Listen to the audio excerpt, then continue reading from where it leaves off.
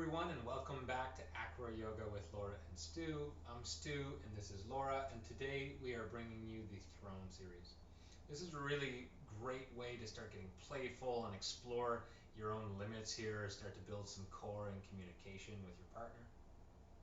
You'll want 3 people for this one, and that third person is going to act as a spotter to keep everybody safe throughout the sequence.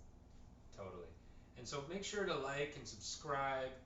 We are really trying to expand the reach of who this practice is for and want to build that network. So every time you join in and watch these videos and like the content, we're able to help reach more people. Thanks.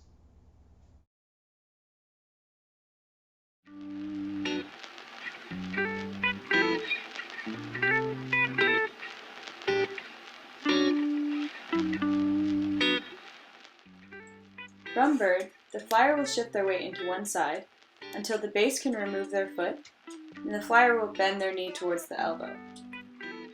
The base will place their foot underneath the hamstring close to the knee. Then the flyer will wrap their leg around the front of the base's shin and tuck the toes behind the calf. Then repeat the same thing on the other side, wrapping the leg. The base can bend their knees so that the flyer can sit up into throne.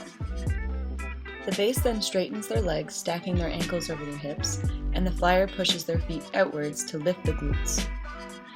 The base can initiate moving into chair pose by reaching for one of the flyer's feet. The flyer draws their knee forward and repeat on the other side. This is also known as Queen's Wave. Now we'll move into standing foot to shin. The base can guide the flyer's feet to their shins, and the flyer is going to think about standing straight up.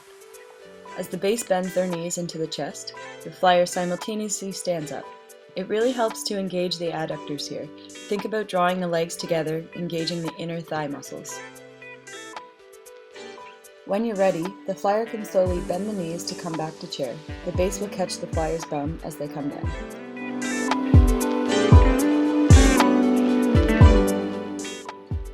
And you can join hands and then come back to bird.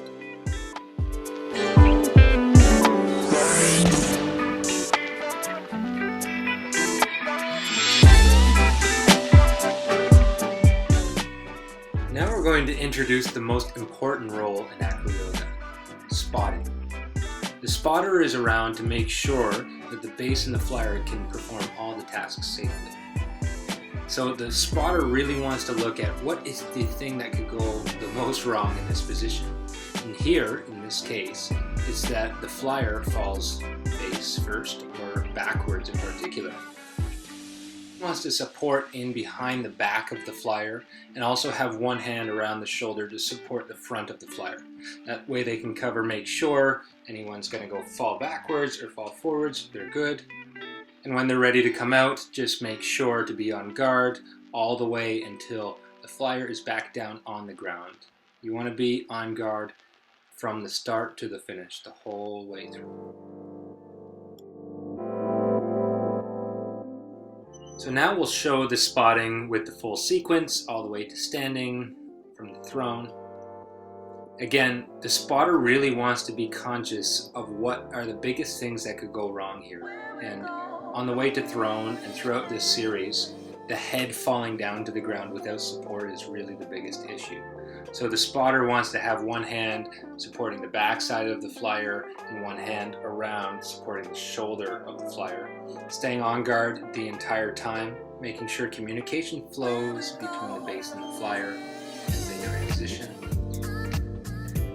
Really, you want to keep a little bit of a distance between the hand and the flyer, but the second you start to notice any instability here, don't be afraid to get hands-on. It's better to be safe than sorry.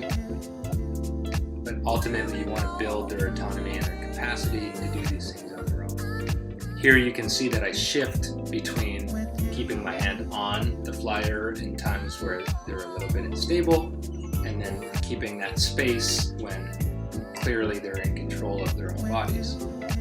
Here again, as things get stable, time to get more hands-on and bring them back to their center of balance, and then move through, and then again, back to a hands-off position, making sure things are stable, and and it's best to support near the center of gravity to be able to have the most control over the flyer, never letting go of your guard until the second that the flyer touches back down to the ground. Only then is the spotter's job done. We'll walk through the sequence one more time so that you can follow along. So, from bird, you'll find a strong connection at the hands. The flyer will shift their weight into one side, lift the opposite knee towards their wrist, and wrap the leg around the front of the base's shin. The base can support underneath the hamstring close to the knee. Repeat on the other side. The base will bend their knees so the flyer can sit up. If you're working with a spotter here, they would support behind the flyer so that they don't go backward. Then the base can reach for one foot, moving into chair pose. Also known as Queen's Wave.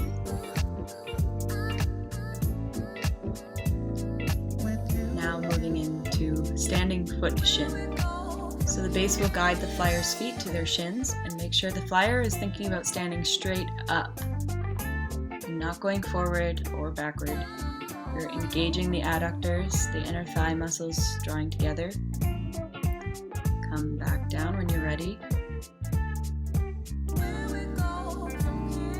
Move backward through the sequence as you find your way back to bird.